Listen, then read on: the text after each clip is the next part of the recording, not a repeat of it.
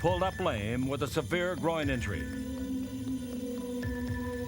It was like stepping into a nightmare. The one problem with an 8-man rotation is that when you lose 2 key players, are those guys that are going to step in ready to play? Are they sharp? Are they in shape?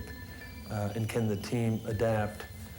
We didn't do a very good job of that. We got beat in a number of games soundly, and we got blown out because I thought our effort level had dropped. And what you have to do with injuries is you have to kick the effort level up. With Magic out, the other Laker players started to struggle, and Riley was forced to juggle his lineup yet again. The other guard will be a surprise. Milt Wagner, Louisville, 6'4", 180, making his first start ever in the majors. I had to change a little bit of the chemistry of the team because of the loss of these 2 guys. And I actually started Milt Wagner and Kurt for a couple of games to bring Wes Matthews, Michael Thompson, and A.C. Green in. That team began to gel a little later because they understood that this is all they had, and they had to get a new sense of identity. And it was beginning to take shape. And now Irvin's coming back, and we see how that adjustment is with him here. I think the team accomplished a lot in terms of now knowing how to play without me. I think also it made us a stronger team, stronger-minded. So we got a lot of pluses, and we just had to turn that into the big plus, and that's to win it all. You just won Laker tickets. I won Laker tickets? Yes. Playoffs tonight? Yes. Yes. Unbelievable, that is great! Well, it was that time of year again. And although the weather was unchanged, the typically laid-back California pastimes would now give way to playoff frenzy, as everybody seemed to have just one thing on their minds. This year, the frenzy has been more so than any other year because you have a chance to repeat, and it's been wild and crazy. Intensity is up on an uprise, and I think that's what you need going into the playoffs. Everybody's raises their level to play an extra notch. We know what it takes. We know the sacrifices that we have to make. And the only way you can move from one level to the next is to up the ante and to play for higher stakes. And I think that's what we're doing this year. We're going for it. The playoffs opened with the Lakers back at full strength, but despite bursts of brilliance on the break, LA's offensive machine was rusty, and they would need consummate role player Kurt Rambis to deliver a career playoff-high 19 points to give the Lakers a victory in Game 1 and Rambis the early spotlight. Well, you've got to be expected to sacrifice yourself, any ego that you have, for the benefit of the ball club. And it's in my willingness to get rebounds and play defense and set picks. And that's what a role player has to do.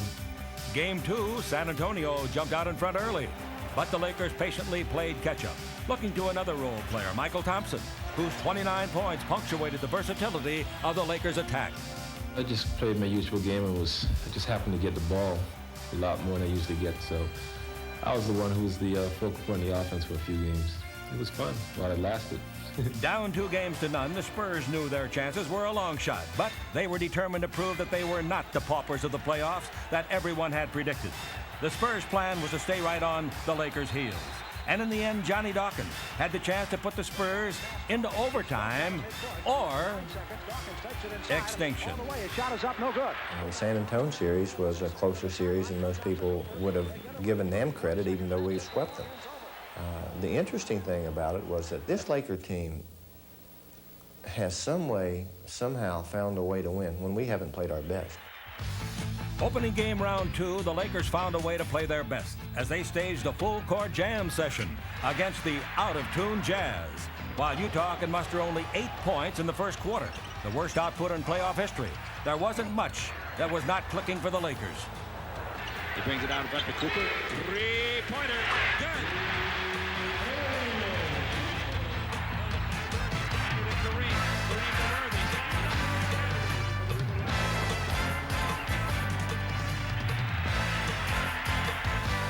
The Lakers' impressive start had Utah beating an early retreat, as Los Angeles seemed all but invincible.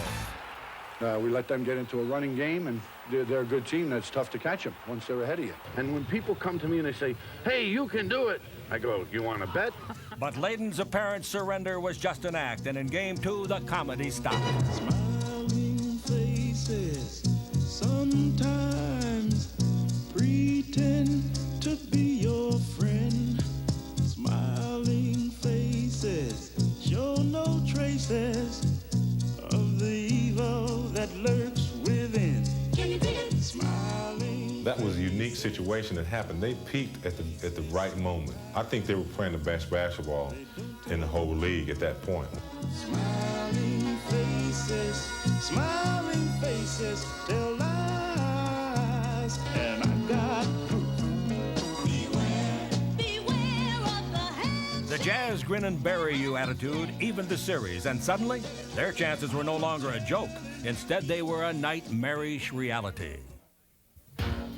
Inauspiciously, Game 3 was played on Friday the 13th, and while the Lakers were not superstitious, they could not help but shudder at the thought of falling behind 2-1 for the first time since their 1986 elimination by Houston.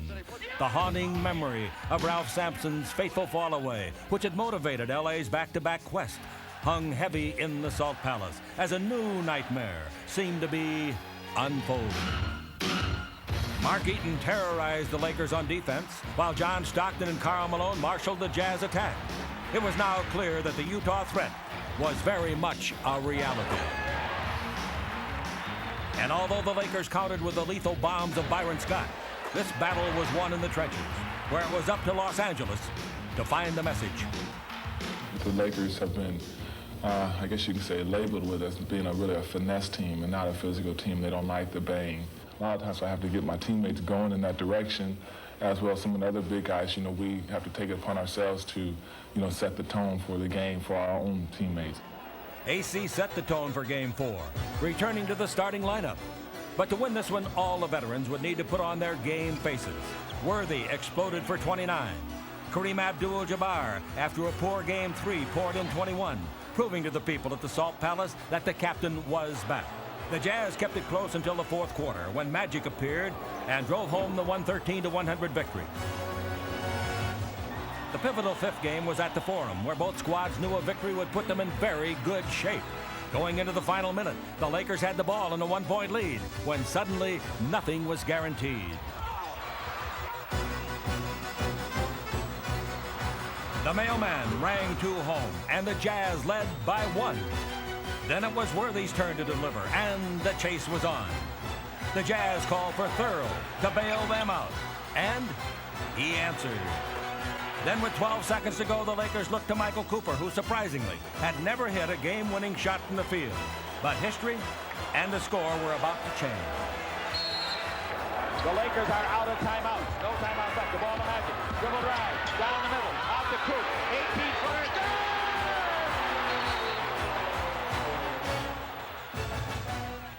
I've never been put in situations like that before as far as having to shoot the last shot from the field. I've done it on several occasions as far as a free throw line or made a pass to someone to score, but never been able to put it in myself. And